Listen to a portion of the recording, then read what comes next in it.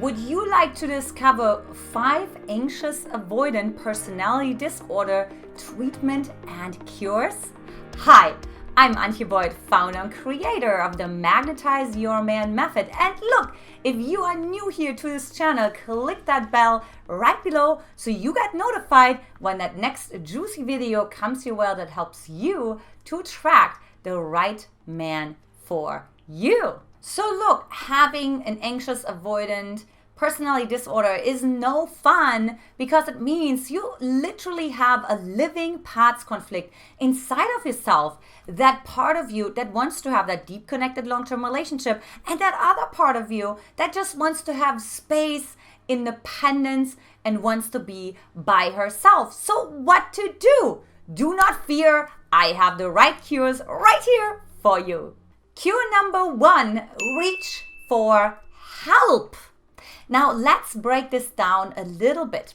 That anxious part inside of yourself, learn that when you reached out as a little girl, as a little child, as a little baby, that your reach was not met, but rather that your primary caregiver failed to meet that need, right? Like they missed over and over and over again. So you learned that reaching for whatever, reaching for help, reaching for support, reaching for food was simply not safe. So you stopped reaching. However, let me tell you this, there's no such a thing as stop reaching. We're always reaching, we're always signaling, but we may start doing it in distorted ways. For example, like instead of like not getting our needs met emotionally, out of the sudden we start overeating. Or some of us have sex addictions, or some of us are workaholics. So you start to fill that void that you have from that reach with something else that feels sort of similar in that short term, seems to fill you up with what you desire to have, which is this feeling of love, right? This feeling of being filled, nurtured, and saturated. However, this doesn't last long. It sometimes literally just lasts a couple of minutes. What needs to happen instead is you actually have to embrace reaching for help. So stop saying, I can do it myself, I don't need anyone. Look, I know exactly what you're talking about because that was me. You're right. I decided to become Miss Independent because my mom would always say, don't bother me, stör mich nicht in German. And so what happened is like I learned to not reach. I'm like, I can figure this all out myself. But of course I couldn't. And a lot of like breakdowns in communications and relationships were a consequence of that. So I had to learn to reach for help, to ask, hey, can you say that again? Hey, can you say that in a different way? Hey, when you said whatever you said, what does that mean to you? I had to learn that it's safe to reach for help. So cure number 1, reach for help. Cure number 2 is let go of your focus on time.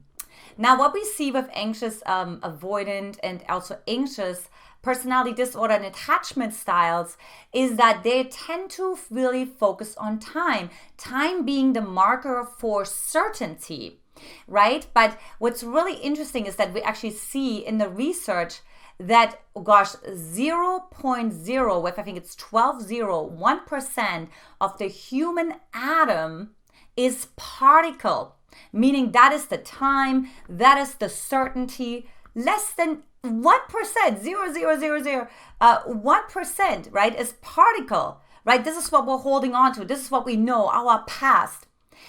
But 99.9 with, I think it's 39% of the human atom is space.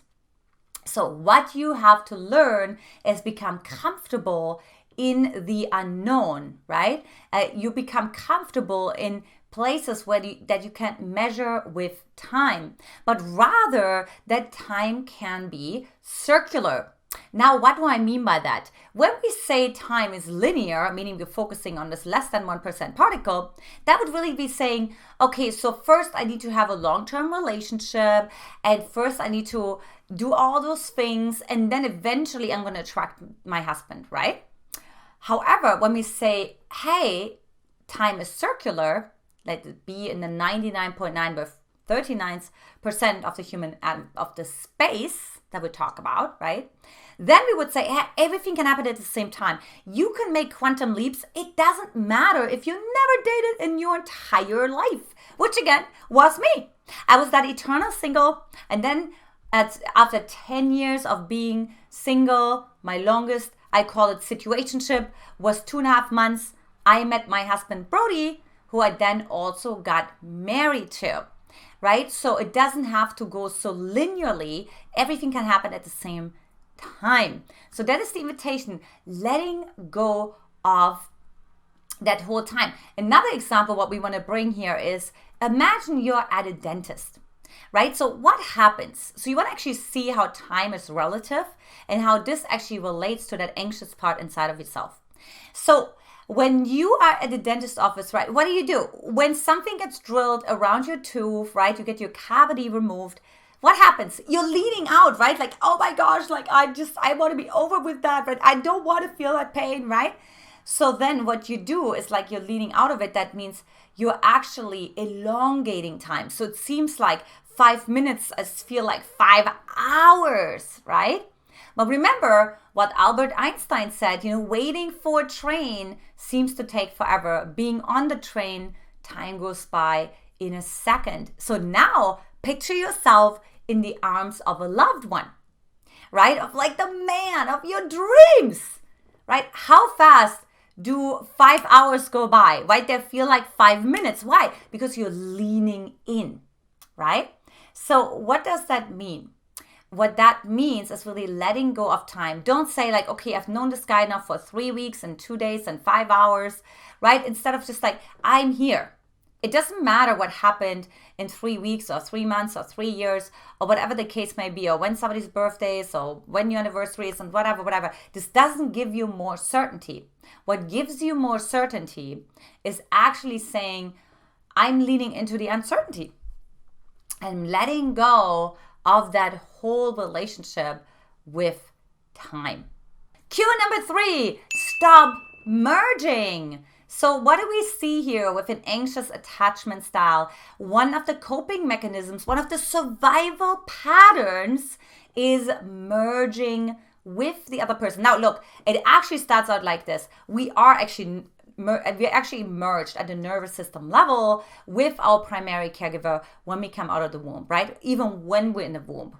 Now, what normally healthfully happens, that you actually start to develop boundaries, right? So we're thinking like about like 1.5 to 2 years old, you start to develop boundaries. You start to develop more of a sense of yourself. Like when mom feels sad, I can feel happy. I don't have to feel sad. Right? Or when mom is hungry, I don't necessarily am hungry too. So I no longer identify myself through my primary caregiver, but I'm now actually realizing, wait a minute, I can say no. I can disagree. I can be like, no, I don't want to do this. Or I do want to do this even though you don't want to do this. Okay, so when there is something that goes sideways in that particular stage, you stay merged, right? And so what happens is you stay collapsed. And what that looks like is that you're going to have a really hard time finding your own boundaries in the presence of another person. So look, this could look like you're actually meeting a friend and you're getting totally caught up in their world. And then if I were to say, what do you want to do right now, Susie? Right? You would be like, I don't actually know, because I'm so caught up in my friend's world and I'm so just making sure that they're happy or that they get their needs met or whatever it is that happens in that moment, that you actually totally forget like, oh, hello, what about me? Like when did I get like my last question answered for myself? When did I take care of myself the last time? Do I actually know, am I breathing right now? Do I actually feel my feet firmly rooted on the ground? Am I in my body? Right? So all of those questions are kind of markers for you that tell you, okay, you're not merged. You're actually back in your body, right? If you don't feel that, there's a really high likelihood that you are merged, which can be fun if you're actually aware of it. I'm like, I'm merging. I just want to create this juicy catalyst, sort of like alchemy with my friend or with my sister, whatever the case may be. It's more about being aware of it, right? And then say, okay, and now I'm pulling myself out of it. So you can even visualize that energy coming back to yourself, or that magnet coming back to yourself, or the intention coming back to yourself. So really important, stop merging. Cue number 4, use guilt as an activator. Now, what so often happens is if you're an anxious, avoidant personality disorder, is that you were trained to be other focused, which, by the way, is why you have that avoidant part that's like, no, I want to be just independent. I don't want to be guilt tripped. So the last thing you want to do is react to that guilt, right? Because if you were to react to that guilt, you're going to do two things. Either you're going to over-merge, we just talked about that in cue number 3, because you feel so guilty, and so you become even more other-focused, you stay even more in the other person's world, and then as a consequence, you're even more giving all your power away, giving all your resources away, giving all your creativity away to further the other person's agenda. Or the other piece that happens if you have resistance to guilt, that you feel the guilt and that you go into the rebel, right? And you're like, screw all of you. I'm going to go as avoidant as I possibly can. I don't let anyone in my world. And again, you're sort of like in this complete opposite. And then what happens is you just swing in this pendulum, right? Like between avoidant and anxious, right? Between like, screw you, I want all my space for myself, to be like, oh my God, I'm merging. What else do you need? Like, how else can I give my power away? How much more of a people pleaser can I be? Rather than really what the goal here is for the anxious and avoidant is really coming down and grounded into the middle, into the golden middle. That's what we're really looking for here. Okay. And lastly, cue number 5 is learning to feel safe to be seen. Now, what sometimes happens is that we actually start to feel unsafe to be seen, right? Like, because we're not getting our needs met. Sometimes we were even threatened when we needed to get our needs met, or when we were actually raising and rising in our confidence, in our sense of self, and that was actually punished. So what's really important here was that it was not safe to be seen, right? It was not safe to be heard. It was not safe to express yourself. And so then what you do instead is, again, you do two things, right? Either you cut it off, so you disassociate, because it's way too painful to feel all this emotional, sort of like, joyful, vibrant, radiant energy inside of yourself, but yet you can't express it.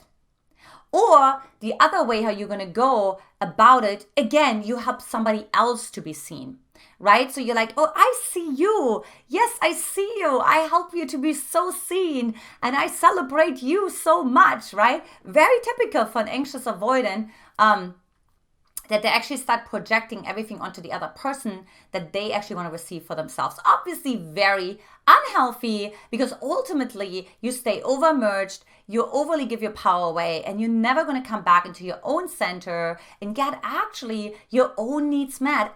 And the biggest piece is like, your man will not be able to find you because he's not going to be able to see you, right? So really important here, it's safe to be seen. Now, how do you get there? So for one, safe to be seen is really navigating through that fear that you are, that shame that can come up when somebody says, oh, well, who do you think you are? You know what I mean? You think you have the right to be seen? You think you should get all the attention, right? So we have all this shame around. So we need to learn to navigate that shame and say, yes, absolutely. I have the right to be seen. I feel safe to be seen, right? I want to be seen. I'm shining my unique light. And by the way, by me shining my unique light, I inspire you to shine your unique light. As one saying says, I forget what it's saying is originally from, But it's when, just because one candle has the flame on, right? Like, it doesn't mean the other candle can't have its flame on, right? So it doesn't help the other candle if there's like a smaller flame on one candle.